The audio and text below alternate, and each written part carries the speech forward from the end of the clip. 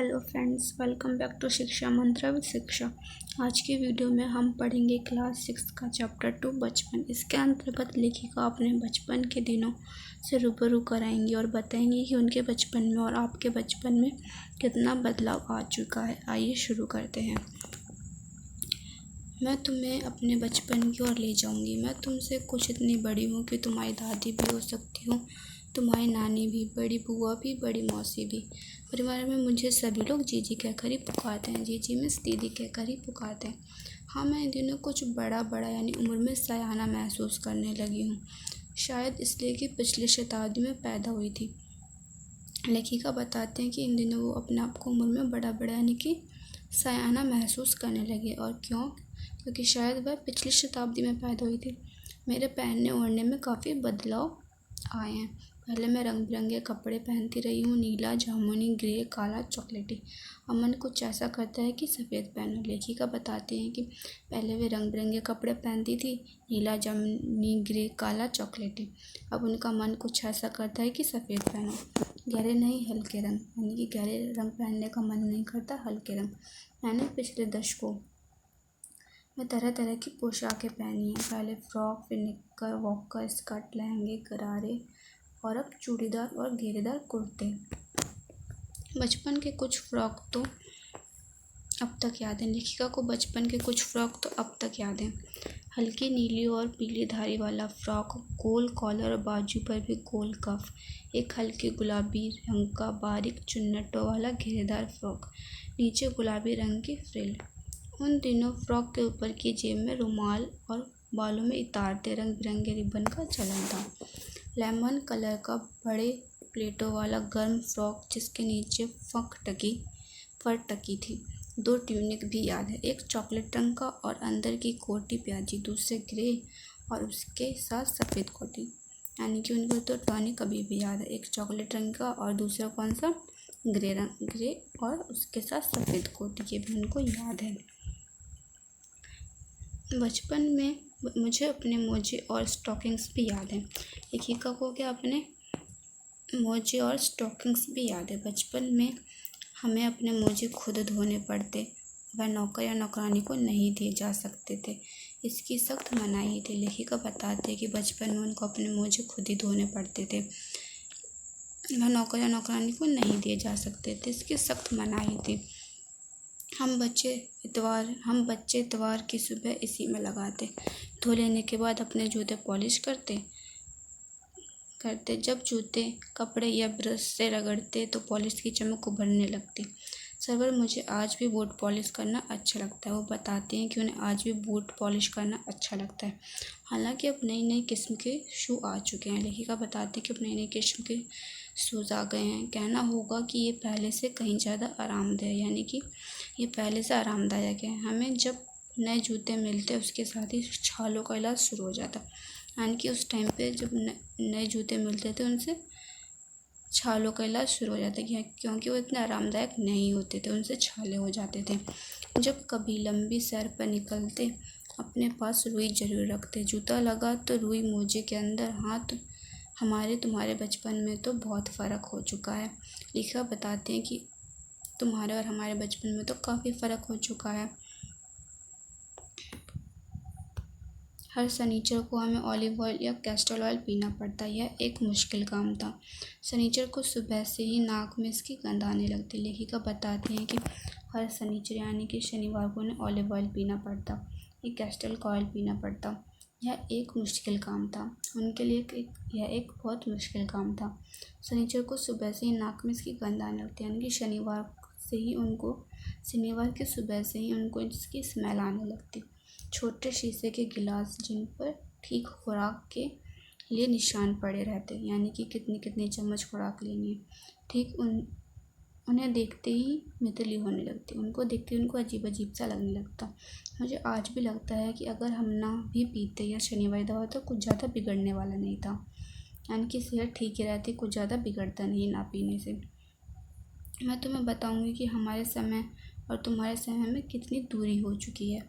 यहाँ तक कि बचपन की दिलचस्पियाँ भी बदल गई हैं। लेखिका बताते हैं कि उनके समय में और हमारे समय में काफ़ी डिफरेंसेस आ चुके हैं, और हमारी जो बचपन की आदतें हैं वो भी बदल गई हैं। याद रहे उन दिनों कुछ घरों में ग्रामोफोन थे, रेडियो और टेलीविज़न नहीं थे।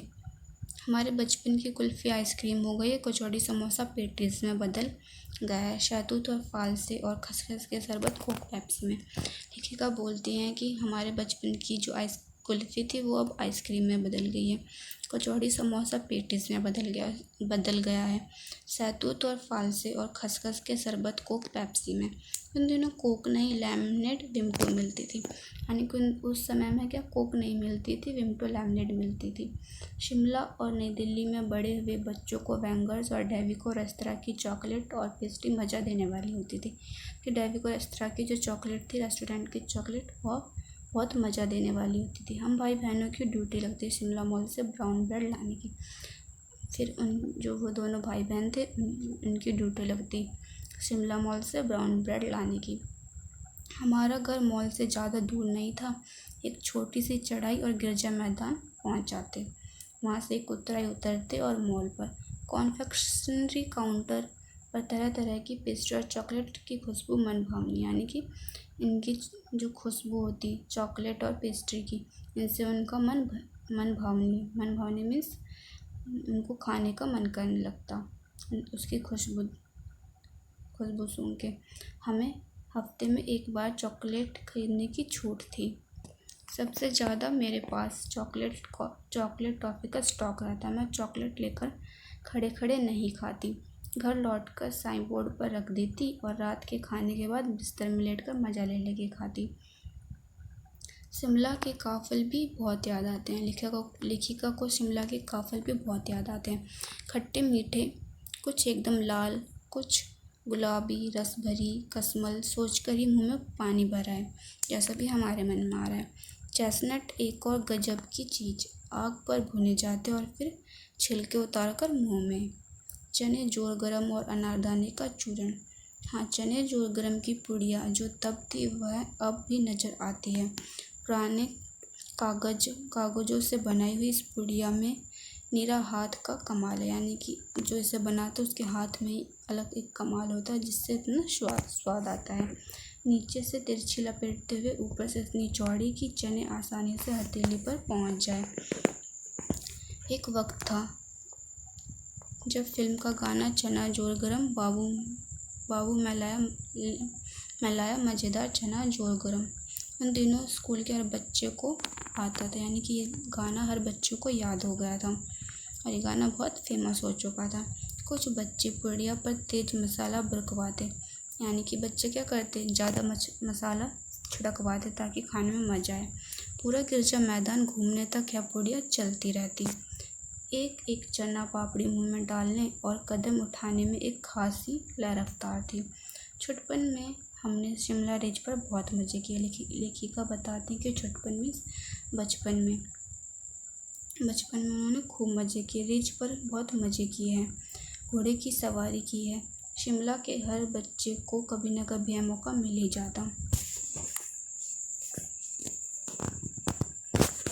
हम जाने क्यों घोड़ों को कुछ कमतर करके समझते। लेखिका बोलते हैं कि बचपन में हम घोड़ों को कुछ कमतर करके समझते, यानी कि कुछ कम समझते, उन पर हंसते थे। ननिहाल के घोड़े खूब हष्ट-पुष्ट और खूबसूरत होते थे। उनकी बात फिर कभी। लेखिका बोलते चलो इनकी बात फिर कभी करेंगे। शाम को रंग बिरंगे गुब्बारे, सामने जाखू का पहाड़, ऊंचा चर्च की घंटियाँ बजती तो दूर दूर तक उनकी गूंज फैल जाती। लेखिका बताते हैं कि चर्च की घंटियाँ बजने से दूर दूर तक उनकी गूंज फैल जाती। लगता है इसके संगीत से प्रभु यीशु स्वयं कुछ कह रहे हैं। सामने आकाश पर सूर्यास्त हो रहा है, गुलाबी सुनहरी धारियाँ नीले आसमान पर फैल रही है। दूर दूर फैले पहाड़ों के मुखड़े गहराने लगे और देखते ही देखते बत्तियाँ टिमटिमाने लगी, यानी कि जैसे जैसे शाम होने लगी उन पर बत्तियाँ टिमटिमाने लगी। रिज पर की रौनक और मॉल की दुकानों की चमक के भी क्या कहने। स्कैंडल पॉइंट की भीड़ से उभरता कोलाहल। सर्वर स्कैंडल पॉइंट के ठीक सामने दिनों एक दुकान हुआ करती थी, जिसके शोरूम में शिमला कालका ट्रेन का मॉडल बना हुआ था। इसकी पटरियाँ, उस पर खड़ी छोटे छोटे डिब्बों वाली ट्रेन।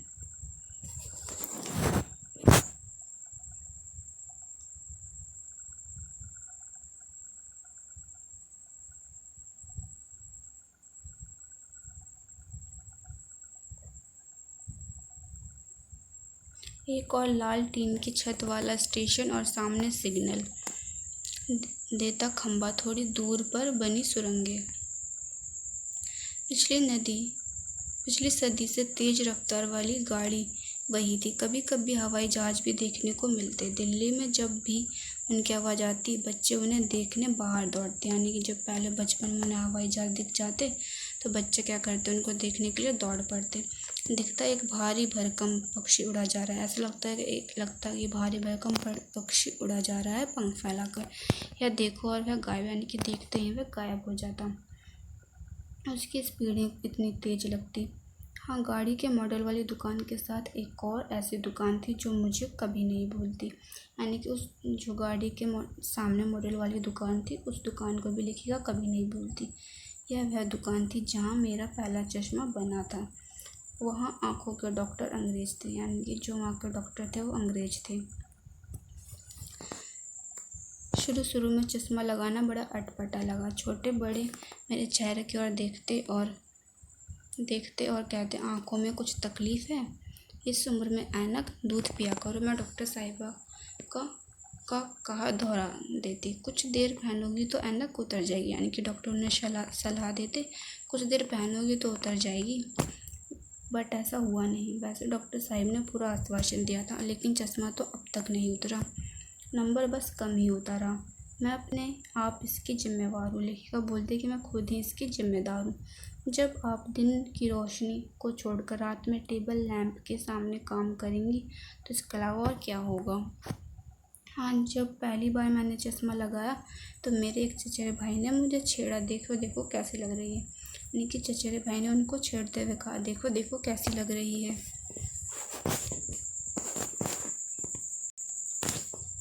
आँख पर चश्मा लगाया ताकि सूझे दूर की यह नई लड़की को मालूम सूरत बनी लंगूर की। यानी कि वो उनको चिढ़ाते हुए ऐसा कह रहे हैं। मैं खींची कि मुझ पर यह क्यों दोहराया जा रहा है। यानी कि लेखिका को गुस्सा आया कि मुझे ऐसा क्यों कहा जा रहा है, पर शेर बुरा ना लगा। जब वह चाय पीकर चले गए तो मैं अपने कमरे में जाकर आईने के सामने खड़ी हो गई। यानी कि उनके जाते ही लेखिका आईने के सामने खड़ी हो गई। कई बार अपने को देखा, ऐनक उतारी, फिर पहनी, फिर उतारी, देखती रही। सूरत बनी लंगूर की, नहीं, हाँ। मैंने अपने छोटे भाई का टोपा उठाकर सिर पर रखा। कुछ अजीब लगा, अच्छा भी और मजाकिया भी। तब की बात थी, अब तो चेहरे के साथ घुल मिल गया है चश्मा। लेखिका बोलती हैं, तब तो मन नहीं करता था पहनने का, लेकिन अजीब लगता था। लेकिन ये तब की बात थी, लेकिन अब तो क्या, चश्मा घुल मिल गया है चेहरे के साथ। अब कभी उतरा हुआ होता तो चेहरा खाली लगने लगता। यानी कि लेखिका अब जब अपना चश्मा उतार देती है तो उनका अपना चेहरा खाली लगने लगता है। याद आ गया वह टोपा, काली फ्रेम का चश्मा और लंगूर की सूरत। हाँ, इन दिनों शिमला में मैं सिर पर टोपी लगाना पसंद करती हूँ। मैंने कई रंगों की जमा कर ली है। कहाँ दुपट्टों का ओढ़ना और कहाँ सहल सुविधे वाली हिमाचली टोपियाँ। लेखिका बोलते हैं कि उस टाइम मैं सिर पर टोपियाँ लगाना पसंद करती थी। यानी कि उस समय उन्हें टोपियाँ लगाना पसंद था। मैंने कई रंगों की जमा भी कर ली है। कहाँ दुपट्टों का ओढ़ना, कहाँ सहज सुविधे स्वभाव वाली हिमाचली टोपियाँ। लेखिका बताती हैं कि कहाँ पहले उनको दुपट्टा ओढ़ना पड़ता था, कहाँ अब सहज सुभीले स्वभाव वाली हिमाचली टोपियों से ही काम चल जाता है। यहाँ होता है आपका पाठ समाप्त। नेक्स्ट वीडियो में हम करेंगे इसके प्रश्न उत्तर। वीडियो पसंद आए तो लाइक, शेयर एंड सब्सक्राइब ज़रूर करना। Okay, bye, take care.